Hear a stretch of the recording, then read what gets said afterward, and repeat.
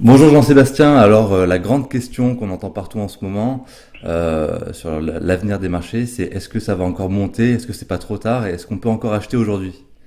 Alors nous pensons chez Trustim Finance que la révolution industrielle que nous sommes en train de vivre avec l'avènement d'Internet et du mobile dans nos vies, dans tous les domaines, y compris le domaine de la santé, est une révolution industrielle majeure, comme on n'en a pas connu depuis de nombreuses années. Pour vous donner une idée, en 20 ans, cette révolution industrielle a créé plus de valeur que la révolution industrielle précédente en 50 ans. Donc nous n'en sommes qu'au début. Aujourd'hui, il y a une accélération, on le voit tous les jours, du développement d'Internet, de l'incursion d'Internet dans nos vies. Et ça fait apparaître de nouvelles sociétés, de nouveaux modèles.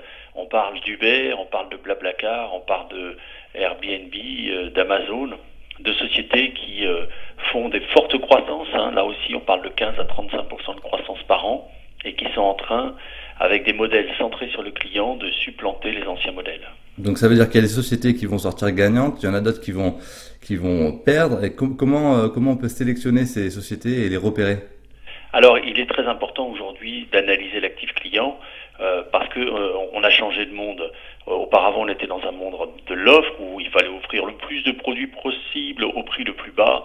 Donc, ce qui a favorisé les sociétés qui avaient des stratégies produits et des stratégies prix, qui étaient capables de produire des biens en Chine, au Bangladesh ou je ne sais où. Ça, c'était la révolution industrielle précédente. La mondialisation. Aujourd'hui, nous sommes passés dans le monde du client. Le client, parce qu'il a Internet dans sa poche, compare, cherche le meilleur prix, cherche les meilleurs produits, les informations sur les produits, et surtout va donner son avis. S'il est content, il va le dire, et s'il n'est pas content, il va le dire aussi, et tout de suite à des millions de personnes. Le client, aujourd'hui, tient les rênes, et donc il faudra abandonner ou au moins laisser de côté les stratégies produits et stratégies prix pour investir sur les sociétés qui ont des stratégies clients, donc qui mesurent les attentes de leurs clients, qui y répondent et qui remesurent leurs réponses. Donc en gros, vous dites qu'il faut acheter Trustim Rock. Voilà, alors avec Trustim Rock, nous avons mis en place depuis maintenant plus de 4 ans un fonds qui a investi en fonction des indices de satisfaction client. Et grâce à ce fonds, nous observons justement l'accélération de cette révolution industrielle centrée sur le client. Et plus que jamais, nous disons qu'il faut investir à tout le moins sur Trustim Rock, mais au moins être extrêmement vigilant sur les sociétés qui n'ont pas mis le client au cœur de leurs préoccupations. Ok, et ça c'est votre boulot.